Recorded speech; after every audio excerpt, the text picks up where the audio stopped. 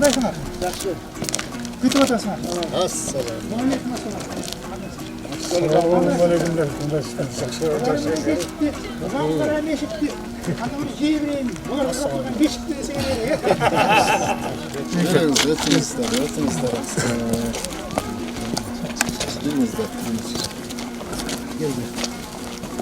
Sancılarını suyuyoruz. Göğülümüzge tüyüyoruz. Sonra Kırgız'da biz yürüyoruz degenlikten gelip oturam. Girelim mi? Hoş geldiniz. Yaxşı. Kırgız'ın bunu sancıraksı. Tanıştık karımşak. Hatay'ı Yaxşı. Çöpte gitip kaldılar mı? Bu yol tozup koştu da. Yarıma gitip kaldım.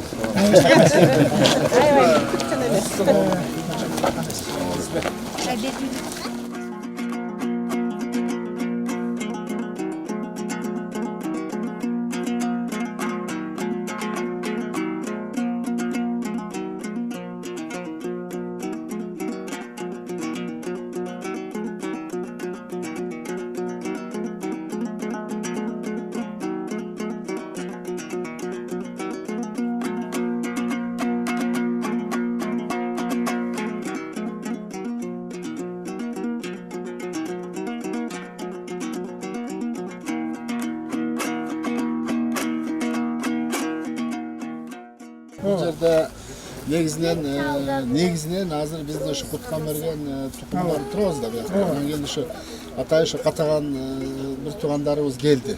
Тоңдон, Кызыл Туудан, Маркстан, Балыкчыдан, Чолпон атадан. Анан ушу жерде турган мына аксакалдарыбыз, ушу эл журттун санжырасына кызыккан бир туугандар.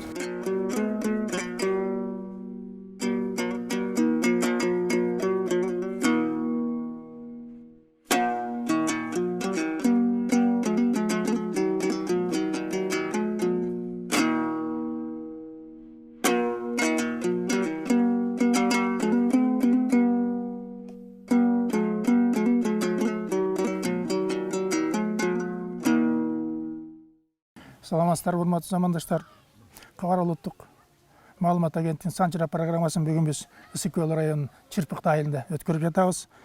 Мына өзүңүздөр билесиздер, көпчүлүк учурда азыр Санчырага кызыккан адамдар көп.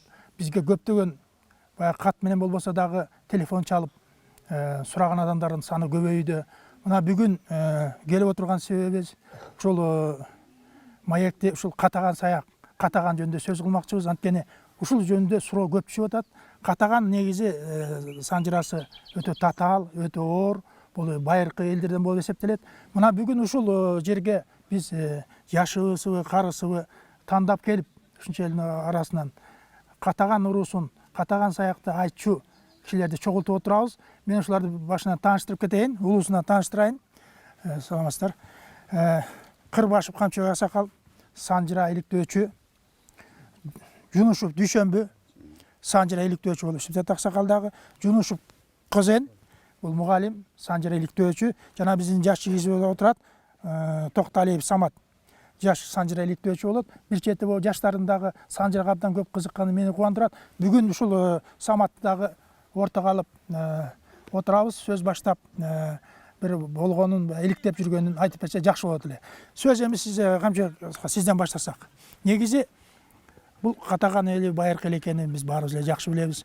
Бирок ушунун санжырасы көпчүлүк учурда такталбай жүрөт. Катаган арасынан көп баатырлар чыккан, кыргыз эли үчүн, жери үчүн канын жанын берген. Биз ошолорду айтып койсок ашык болбос деп ойлойм. Мына сиз билишиңизче ушу Катагандын санжырасын бир баштап берсеңиз. Эми Тынчтык бул Катаган өзүң айткандай эң улуу элдерден болот кыргыз элинде. Анан биз билгенден эле ушу санжырага көп кызыгып, илгертен бери аксакалдардын сөздөрүн угуп, ошолорду жаштарга айтып дегендей ошо иликтөөчү катары, кызыккан адам катары биз Катаган десе эле биз Кан Косойдон баштайбыз да. Катагандын Кан Косойдо билебиз, Манастын учуру, анан кийин ушул Катагандын кийинки эмесине келгенде биз Катаган саак болуп эсептелип атабыз. Ошол Катаган саак кайдан чыккан, бир туугандары кимдер, кайсы жерди жердеген, кайсы жерди жер деп атат азыр деген баягы маанидеги эмелерге кызыгабыз да көп. Бул каттагандар жөнүндө сөз болуп атканда биздин эң илгерки өтүп кеткен Кошой атабыздын тарыхына кайрылсак, Манас трилогиясында айтылып турат. Манас Жакып хан Кытай жака бияктан калмактардан куулуп кеткенде Манас төрөлүп ошол Кошой атабыз ошондо ат башын арынды жердеп турган экен. Угуп туруп Баатыр төрөл дегенде ошо барып Манасты көчүрүп келген биздин Кошой атабыз экен. Кошой атабыздын эми тарыхын баары эле кыргыз элибиз билсе керек. Манас трилогиясын окуган кыргыз калбаса керек, баары эле окуйт да. Эми ошондо 80 жашына таянганда дагы калмак менен күрөшкө чыккан Кошой атабыз. Баатырлар мында ойлоп көрсөк, каттагандардан баатырлар баатыр элибиз, кыргыз элибиз баатыр эл болгон илгертен бери. Эми айтып келсек, каттаган элибизди мына силер келип ушу тарыхын эметип атканда санжырчылар бүт эле Манасты жакшы айтылат, тарыхта да жазылат. Каттаган десе бул Кытайдын сөзүнөн каттахан, жалаң хандардын тукуму деген сөзгө мен маани берем. Ошондой өзүм оюм да.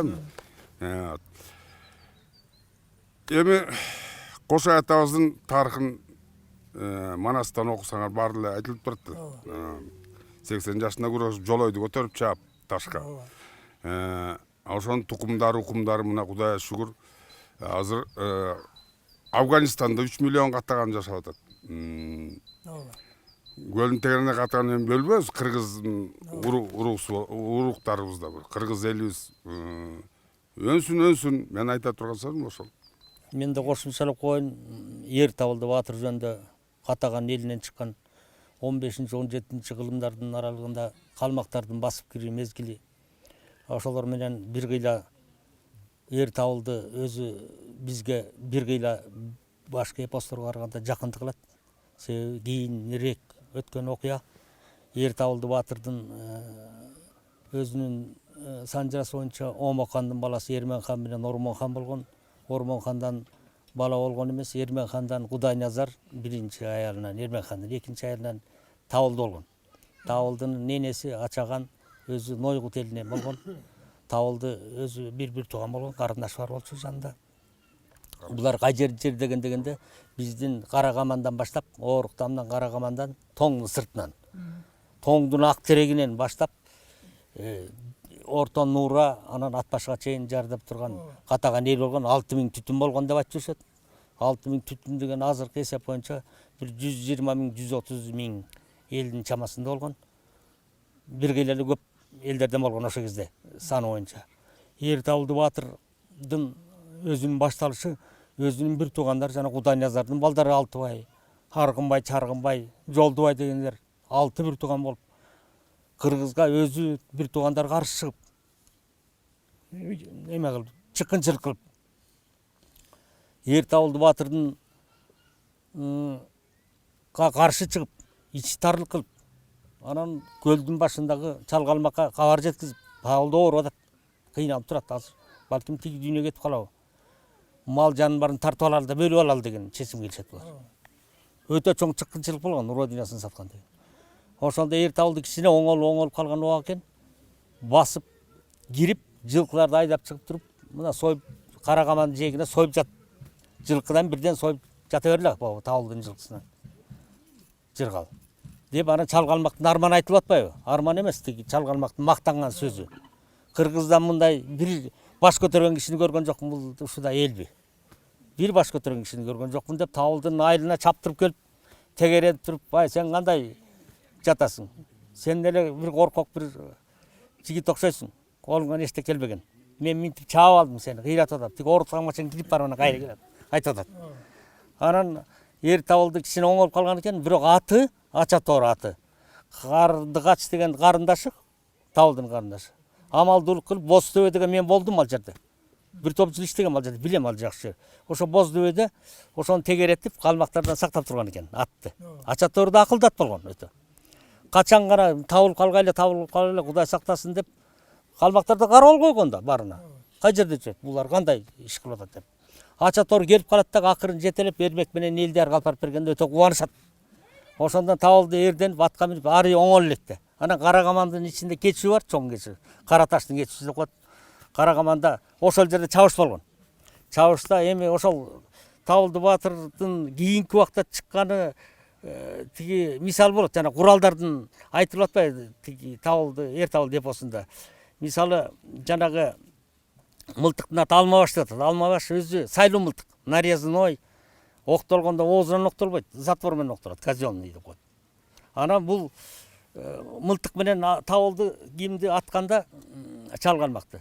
Ок чопкутка тийип, сууга чулп деп түшүп кетет коргошуна. Анан экөө чабышканда чалганмакта арбалет бар экен. Арашан деп аталат экен. Ал өтө катуу курал болгон.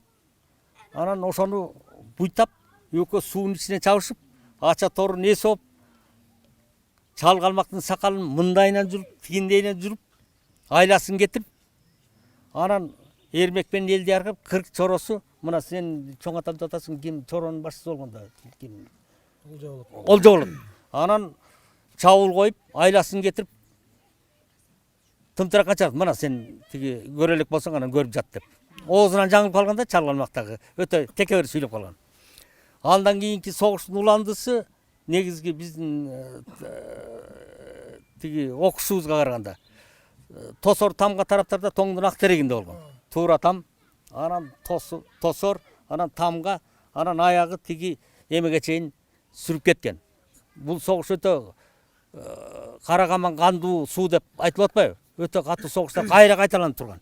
Табылды акыркы жолу Кара тоодо жалгыз калган. Тиги анан булбулдан, чымчыктан, Кара туудан айтып атпайбы? 4 балапаның бар экен. Жалгыз балам калды эле. Ошого чоң энесинин колунда эле салам айттырып кой. Тирүү экен, жакшы жүрүп турбу деген эмени арманын айтып атат. Анан кийинки жарада болгон тоңдун ак терегинде болгон, эми ал жер ыйык жер, тоңдун ак тереги, Кызыл туунун асты. Жана боз үй. Күнбөз турган жер. Күнбөз турган жер. Анан муну Ырысбек Акматбаев деген жигит өзү да каттаган туугандар болот. Ошо киши эмесин салдырган болчу, эстелгин. Негизи ошол тараптарда болуш керек. Эми ал биз археолог эмеспиз. Мындай так далил жанагы тоңдун ак терегиндеги азыркы Табылды жашынган теректер эмгиче турат. Эр Табылдын айтканы, устадан белги дат калсын, молдодон китеп кат калсын, аттым өчпөй артымда, жаш Табылды ат калсын. Тосор тамга белгимди көргөн кыргыз шаттансын. Тоорулдан эрдик кылган деп тоо кыргызы мактасын. Өрнөк болсун эрлерге, өзүндө элин сактасын деп Табылды башы кызыл кыя сан ташты, аягы бетегели кой ташты. Кой таш Ташкент. Кой ташты алып бердим кыргызга деп Табылды айтып кеткен экен. Эр Табылдынын. Анан Эр Табылдынын азыркы кандай биз эстеп жүрөбүз? Бул улуттук баатыр катары сыймыктанып, ушу көп биздин туугандар келип ошо күмбөзүн салып, андан кийин Куран окутуп 2015-жылы. Куран окутту. Айрыкча буга рахмат айтыш керек. Жусуп Чоңаю ким? Жумагазы Чоңаю, Усуп Чоңаю. Током Мамытов, Ырысбек Акматбаев калган туугандарга ушул Аскарбек уулу Самат ушуларга ыраазычылык билгизебиз. Абдан жакшы уюштуруп, бирок биз дагы кичине толук 2020-жылда уюштуруп көрсөк жакшы болот эле. Анткени 1720-жылдарга такалып калса 300 жылдык убакыт өтүп кеткен экен ушул жылдан. Ушуга биз кам көрүп, колдон келишинче мүмкүнчүлүгүбүз болсо, сиздерди чакырып дагы ойлонуп, иштерди улантсак. Урматтуу замандаштар, мына жерден казан айтып атпайбы, ача тору деп айтып атпайсыңбы? Негизи кыргыз элинде болобу, бардык эки заманда ат бул адамдын канаты дейт, абдан сыйлаган, атты сыйлаган. Биз атты азыр көп баалабай калбадыкпы? Жайлоого десе жайлоого өйрөп коебуз. Кыргыз өзүнүн жакшы атын боз үйгө камап, дайым душман келсе боз үйдүн ичинде болгон. Ошон үчүн душман даже баатырды өлтүргөн дегенде айтчы атын тапкыла деп. Атын таппаса ал ат менен көп нерсе кырылат. Атын деп жана ача торунда жана карындаш катып жүргөн ошол. Табылдынын бир канаты алчы. Ошон үчүн алып жүрдү. Баягы Курманбек Баатырдай болуп атат да, баягы атты менде өлдүк дегендейчи. Ошон үчүн Табылдынын эрдиги бул жекеле катаган эл эмес, бүт кыргыз элине баягы чоң баа жеткизердик. Муну айтып коюш керек. Бул жерден айтып кетти. Мен ошого толук кошулам. Биз табылды деп көп айтпай жүрбөйбүзбү? Бирок табылдын эрдиги мына биз баягы укканыбызга карата гана айтып жатабыз. Чындыгында баягы өмүр кылдын учурунда, кылычтын учурунда турган заманда булар канча жолу эрелгө чыгып, канча жолу калмактын башын кыйратып душман талкалаган адамдардын бири. Биз ошол адамдар үчүн сыймыктанышыбыз керек. Самат, эми сөз кезеги келди го деп ойлойм. Бул биз азыркы катаган саяк деп айтканыбызга ошол темасын бири ошол жакындап келатабыз. Хан Турсун деп айтабыз, катагандын Хан Турсуну деп. Бул киши ким болгон? Бул ошол кезинде кандай роль ойногон? Бул киши деген аябай чоң роль ойногон. Бул киши деген хан болгон. Бул киши деген ошо жашоосунда жаңыл болгон. Бул киши деген ошо Чүй өрөөнүн, Талас өрөөнүн Түркстанга чейин чапкан. Чаап туруп анан барып Ташкентти алып жатып алган. Ташкентти алып жатып алганда деген Кыргыздын да Эрешим деген мыкты ханы болгон. Анан ошо Эрешим экөө чабышып, Эрешим Хан Турсунду чаап, анан ошо азыркы катагандарын чачырап турганы ошол себептен. Бирден бир себеби ошол да. Бирден бир себеби ошол. Анан биз Сүйөркул батырдын урпактары экенбиз. Сүйөркулдун ошо 4 уулу болуптур. Сүйөркулдан Бокой экен, Бокойдон биз тараптырбыз. Бокойдон Олжо болот. Олжо болот. Эртабылды атабыздын кырк чоросунун башында туруптур, ошо кырк чоросун жетектеп. Ошо Эртабылды атабыз менен тең туруш экен да ошондой. Ошо Олжо болот деп айтылат, туура. Жакшы. Урматтуу замандаштар, бул жерден айтып келем, мына Самат айтып атат, туура, катагандын Хан Турсун дейт. Бул кезегинде хан бекер хан болгон эмес да. Бул катагандын Хан Турсун деп айтылат. Бул казакта да айтылат. Бул казак менен кыргызда бир эле кыргыздын ичинде катаган урус деп айткан болбойт. Мына биреки 1625-жылы бул Сару Эрешим менен катагандын Хан Турсу дос болгон, достошуп, антташып, анан кийин баягы бир бузукулук себептен булар бири-бири менен чабышып кетишкен да. Бул казакта да айтылат. Казакта айтылат. Кыргыз Эрешим менен катаган Хан Турсун чабышканы калганда Хан Турсунун жанында кол башчысы айрылмас деген болгон. Бу да катаган урусунан. Анан ошол катаган урусунан айрылмас өзүнүн Эрешимден баягы өлөрүн сезип, аялы каңгы урусунан болгон. Эрназар Кулназар деген баласы, улуу баласын. Эрназар кичүү баласы экен, аялы менен каңгыга кирип жүрөт. А Кулназардан тукум калбайт. Кулназар өзү менен чогуу айрылмас согушка кирип, бобер Эрешим менен чабышта каза болот. Мына ошондон тараган катаган урусунан азыркы казакта Шанышкылы деп коет, урусу деп коет. Белгилүү Бердикожо баатыр, Бердикожо баатыр өтө чоң баатыр болгон казактын. Ошо Бердикожого да катаган урусунан казактын ичине кирип кетет да. Эми сөз бу жерге келели. Камчыга сал. Мына Эрешим менен катагандын Хан Турсуну баягы чабышты. Баягы кыргызда сөз калып калбадыбы? Антташып койгондон кийин антты бузду деп. Сөздө чындыгын айтыш керек. Катагандын Хан Турсун деген сөзүн айтып, Эрешим каршы чыгып согушуп, анан кийин бул Олжого алып келди балдарды, билесиз да. Сиз ошол жерден тарых айтып берсеңиз. Эң биченден жанатан бери айтылып келаткан сөздөрдүн баары ошол чындык сөз. Эми ошол Эрешим менен Хан Турсундун чабышынан кийин бытыраган катагандар көп жерге тарап кеткен. Азыркы мурдагы инилерим айткандай эле болгон нерселер мындан да көп узартып айтса да болот. Булар аябай көп болгон. Эми биздин основной айта турган нерсебиз бул катаган саяк деген сөз болуп атат да биринчи. Катаган саяк кайдан тараган, кандай болгон деп. Пиченде саяк негизи экиге бөлүнөт. Каба саяк, анан кийин чекир саяк болуп. Биз бул ичинде отурган төртөөбүз ошол чекир саяктын тукумунанбыз да. Каба саяк дегенде, каба саяк бул негизи саяктын өз аты Байызбек да. Байызбектин атасы Абдырайым болгон.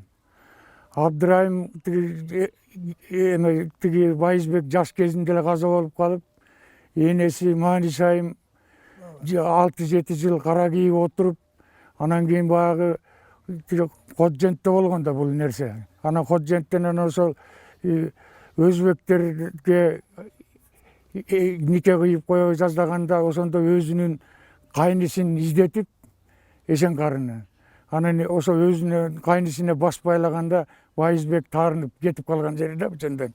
Анан ал уже каба саак болуп калат. Андан кийин ошол Эшенкарыдан Дайыр Сабыз төрөлөт. Жалгыз уул. Дайыр Сабыздын 3 баласы болгон. Жусуп, Сыдык, анан Шакир.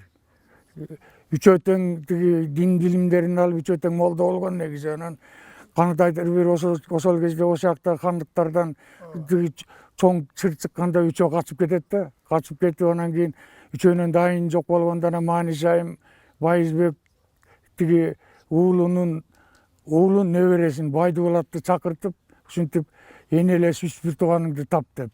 Анан ошондо энелеш 3 тууганын издеп жүрүп, үчөөнү тең Казакстандан табат да, негизи казак жеринен.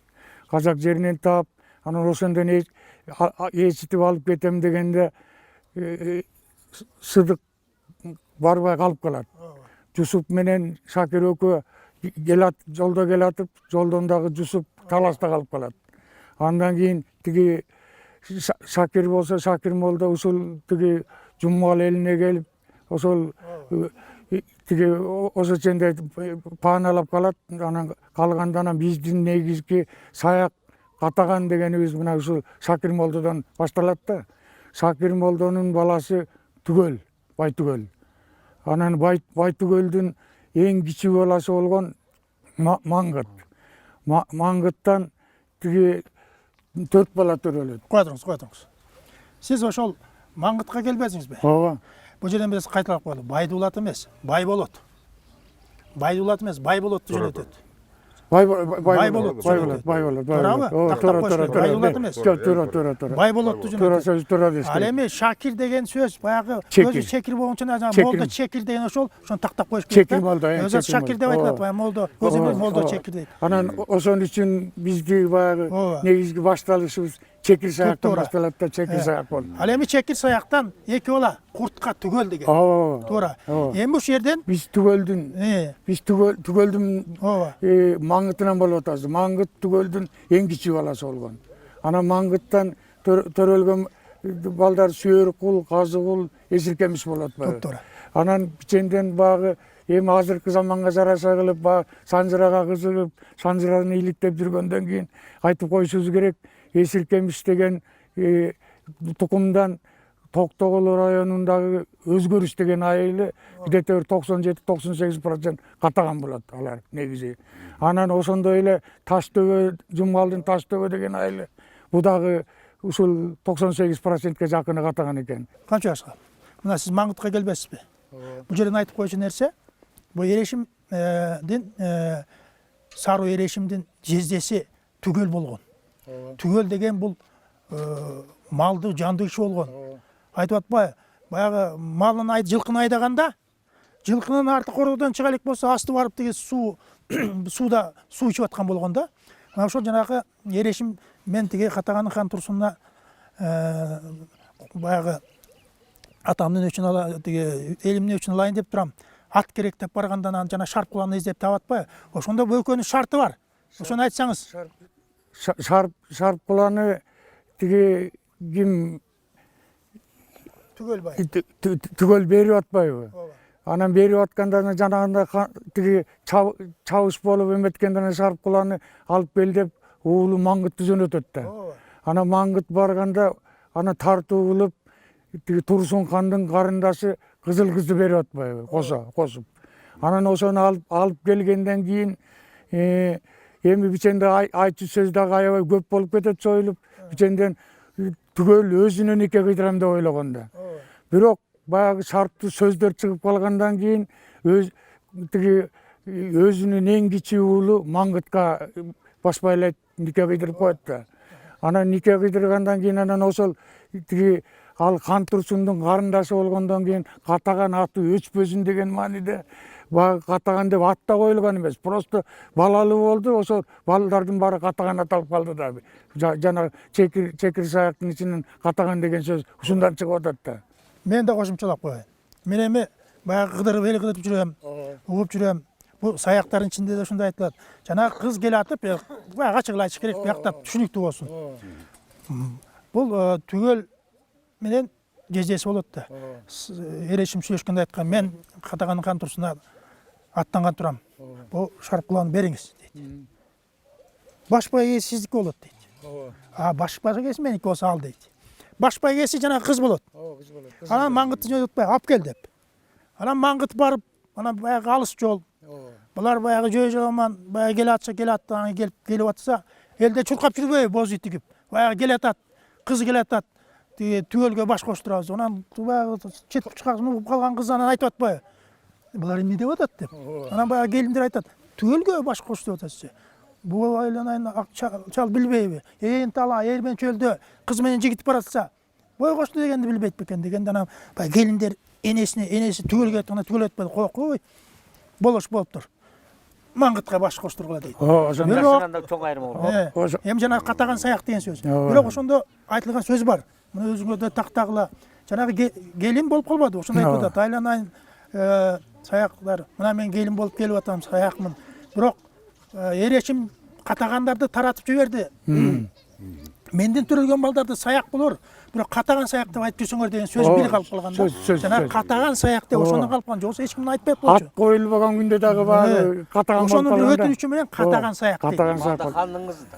Жөн эмес. Жөн эмес да. Ошону суранганы да, өтүнгөнү. Суранганы. Эми ким сиз улантсаңыз, мына ошол катаган маңгыттан кыздан кайсы балдар төрөлөт?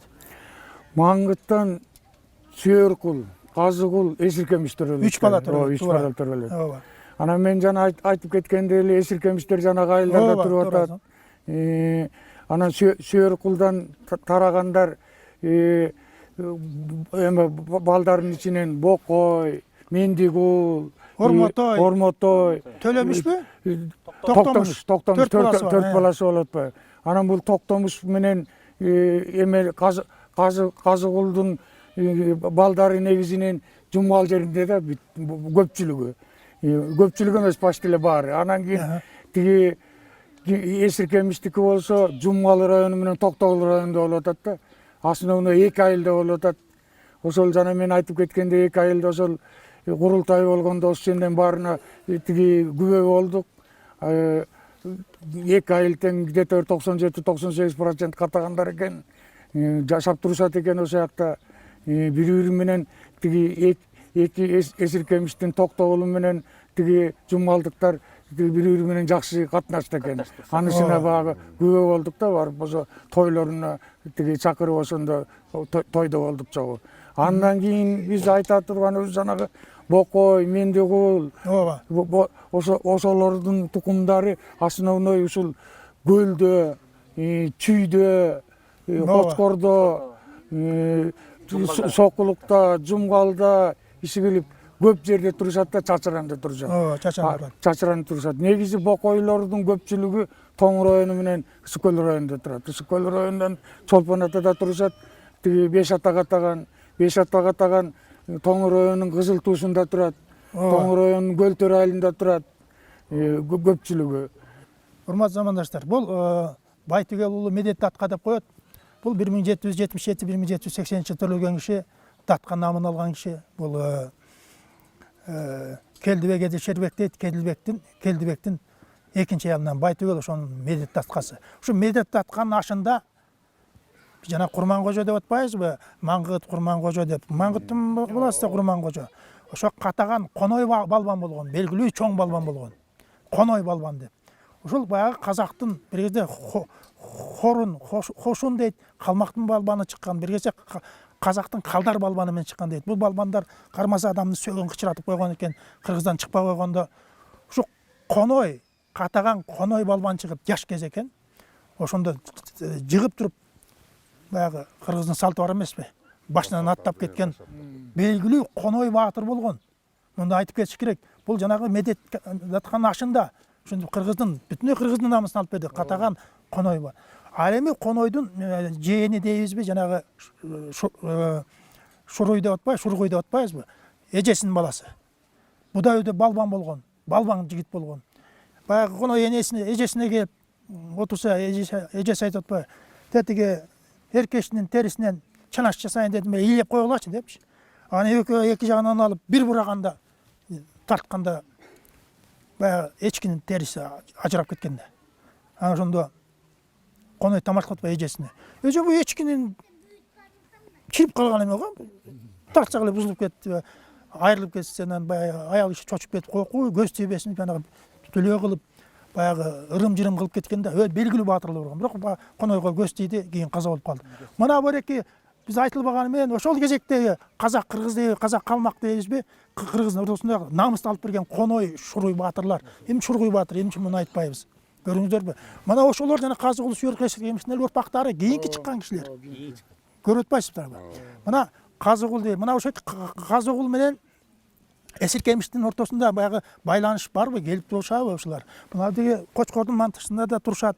Тиги Чалды бар, Карабалтада да бар, сураштырып көрсөңүздөр. Мына мага келген элдер ошону сурап атат да, байланыштырып берсеңиздер деп. Анан мен аркылуу мындай байланышып көрөсүздөр.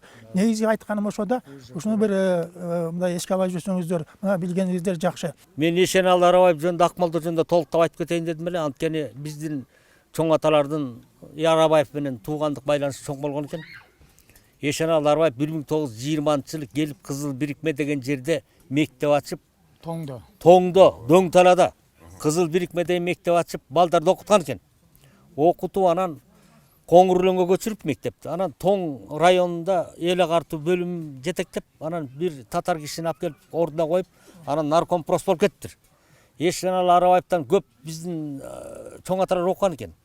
Анан кийин Арабаев тиги жанагы репрессияга кабыл калган, бул эрте кабыл калыптыр бул киши, 36-жылы ошондо кеттир. Анан мен чоң аталарым жанагы ким Стаканбай экен атасы. Жумак ата Биримкул деген директор көп мыкты катагандын кишилери атууга кеткен. Аттыбаштылар бүт биздин айылда келген эмес, кайтып келген эмес, атылып кеткен. Репрессия. Арабаевдин тууганы, эл душмандары, социал Туран партиясында Арабаевдин артынан жүргөн эмелер деп атылып кетти.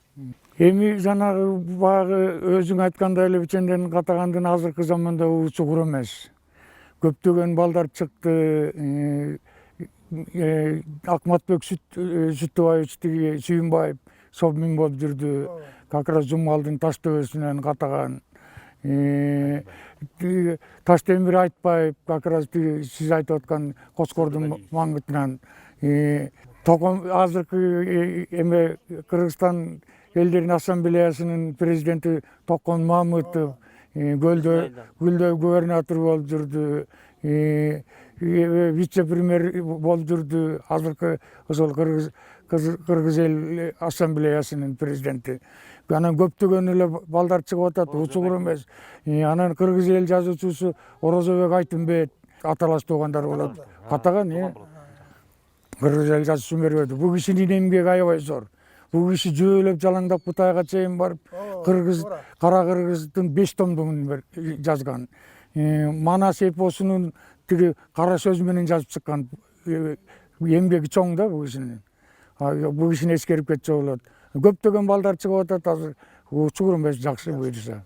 Ишенбай Абдыразак агабыз жөнүндө айтып көрсөк, биринчи Советтер Союзу убагында Японияда посол болуп иштеп жүрдү. СССРдин наамын көтөрүп, ошол биз сыймыктанабыз да ушундай кишилер менен. Биринчилерден болуп посол болуп койгон киши да Абдыразак. Чыган кишилер катаганын арасында көп эле, айта келсек. Дагы бизде чыган абабыз бар. Ошо биздин Эрт абылда атабыздын аркы көзгө кызыл туун жегине Эрт абылда атабыздын күмбөзүн койгон биздин Рысбек абабыз Акматбаев. Жана Чолпон Таш шаарыбызда бизде турган Чолпон Тоолуя чоң эстеликти ошо Рысбек абабыз койгон. Ошо Эрт абылды атабыздын күмбөзүн коюп атканда деген ошо Рысбек абабызга аян түшүптүр. Ал аянда дагы мындай деп түшүптүр да. Тиги Эрт абылда атабыздын күмбөзүн коюп атканда ошо Чолпон атабыздын аяны түшүп, ошо анан ошол себептүү ошо Чолпон атанын күмбөзүн Рысбек абабыз салыптыр. Эми Тынчтынбек биченден багы айтчу сөзүбүздү багы билишибизче, өзүбүздүн алыбызга жараша айттык. Ушундай кыргыз элин аралап болгон уруулардын чоо жайын баарын тартып, ошолорду билгизип, элге көргөзүп жүрөсүңөр. Ошол силердин кызматыңар аябай ушунчалык эме оор, ошого карабай күн түн дебей иштеп жүргөнүңөргө рахмат. Биз дагы ошол бала бакыра, жерге жээк, ага туугандарга ушундай элбиз, ушундай жербиз, тигини жер деп атабыз, булар менен эл болуп атабыз деп айта жүргөнүбүзгө жакшы. Балдарды үйрөткөнгө аракет кылалы, өзүбүз үйрөнгөнгө аракет кылалы. Силердин кызматыңарга чоң рахмат, тынчтык. Ушул биздин эр табылды атабыздын дагы баатырдыгын ушу телевидение аркылуу билдириш абдан чоң жетишкендик болуп атат да. Эң жакшы иш. Мен Камчыбек ажыга, Исраиловго да рахмат айтам. Ушинтип чакырып бизди келе деп. Сиздер келишиңер абдан жакшы кеп болду. Дагы өркүндөтөлүк, иштейлик. Жакшы болсун. Мына эми урматтуу аксакалдар, катаган саяктын же ошо катаган урусу негизи санжырасы өтө татаал. Беткеле айтыш керек, жакшы иликтерни бизден элек. Бирок мына сураштырып, мына өзүңүздөр билгенде айтып көргөндө кандай иштер чыкканын азыр баарыбыз угуп көрүп отурабыз. Ылайым эле ушул жаштар өзүңүз айткандай ушул санжырасын сүрүштүрүп, өзү кайсы руудан белгилүү кишилер кимдер болгонун билип алса сыймыктанганы да. Туурабы? Ылайым эле ушул балдарыңыздар ошол түзөсүп, баягы эл жеринде жараган азаматтардан болушун. Сиздерге чоң рахмат. Мына келип убакыт бөлүп айтып бериңиздер. Иштеңерде ийгилик болсун, ден соолук болсун сиздерге. Рахмат сизге. Силерге да рахмат. Урматтуу замандаштар, ушу менен Санжара программабызды аяктайбыз. Саламатта болуңуздар. Эми бир туугандар, тынчтык. Ушул Бишкектен бери келип, ушу элдин эмелерин, санжыраларды айтып атканыңызда чоң жетишкендик болуп атат бул. Шуну дагы көбөйтүп өркүндөткүлө. Кийинки биздин урпактар, балдар ушулардын баарын билип калгандай болсо, кыргыз элине кайсы кандай экенин бүт баарын билет. Ошо келечеги кенен болот. Рахмат, ушинтип келип, ушундай элди ушундай эме кылып атканыңызга чоң рахматыбызды айтабыз. Катаган саяктар жөнүндө бүгүн Санжара айтылды, жакшы айтып беришти. Ошолор да ошо келечеги кенен болуп, эл ичинде эсен жүрүп, элибизде тынчтык болсун. Мен атым Акел Чырпыктайынан.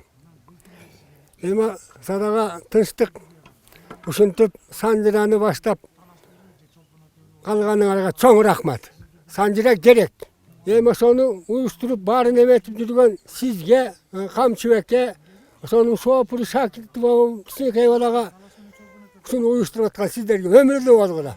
Санжара керек. Тынчтыкбек аба Санжараны мен Санжарага кызыгып деле билчү эмесмин, көрчү эмесмин. Анан биздин айылдагы ажыке Камчыбек Исраилов деген ажыке санжырачыбыз ушу телевизорго чыгып, анан ошо бойдон кызыгып калып, анан кийин Санжара жаза баштадык. Анан бүгүн ушул ажыке Камчыбек уюштуруп, ушул телевизордон чакырып, Санжара программасын чакырып, диги арка өздөн катагандарды чакырып, бияктан Бостерди, Чолпонтодон чакырып, ушундай уюштуруп, чоң санжырачылар монун баары бирдеме билген, ар бир айылдагы мыкты деген ата бабасын, санжарасын билген адамдар, көп билеби, аз билеби, акыркы санжырачылар деп койсок да болот го. Санжарага мен кызыгып калганым үчүн жүрөгүмдө мындай бир ырчык деле.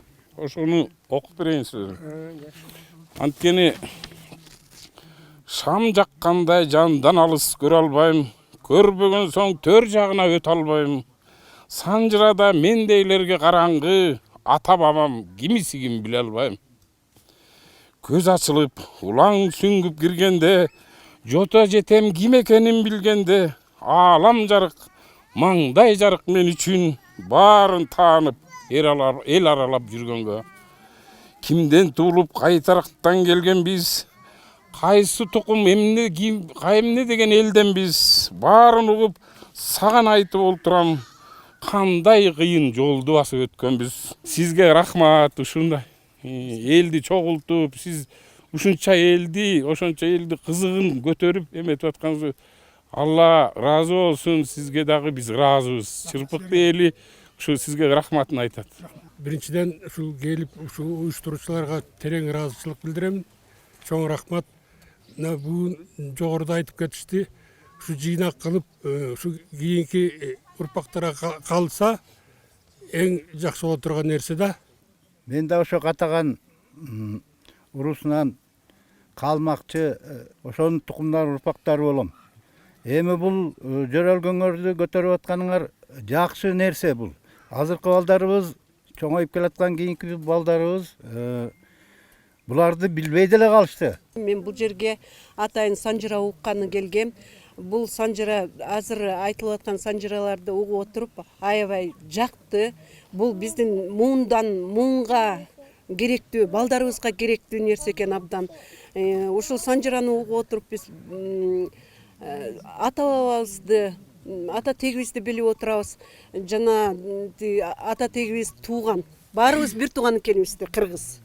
Бул санжыра теле берүүсүн көрүп атып биз эмне ойго келип атабыз. Кыргыз элинин түбү бир экени, ар бир мен кыргызмын деген адам өзүнүн жет атасын билиш керек экендиги, ошо абдан кызыктуу. Ушунчалык санжыраны угуп отуруп баягы баарыбыздын ата тегибиз, түбүбүздү билгенибиз балдарыбызга, биздин келечек муундарга абдан бир керектүү теле берүү экен. Рахмат, ушул теле берүүнү алып чыгып аткандарга чоң рахмат.